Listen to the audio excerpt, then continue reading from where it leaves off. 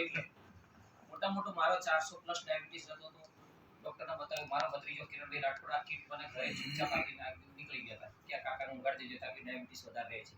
એને આપવાનું કારણ એક જ કે એના પપ્પાનું ડાયાબિટીસ જોયું હતું એના કારણે પગ કપાવવો પડ્યો હતો કે કાકાને કોઈ તકલીફ ના થાય એટલા માટે. એને મારું એક સારું વિચાર્યું એટલે એને આપણે એક વખત કિરણભાઈ માટે જોરદાર તાળી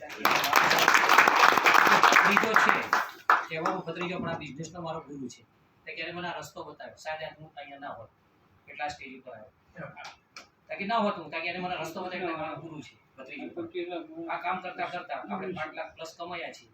કોઈને હોસ્પિટલના બેડ ઉપર ના સૂવું હોય ને તો આ બેડ લઈ લેશો તો ક્યારે હોસ્પિટલના બેડ ઉપર નહીં જવું.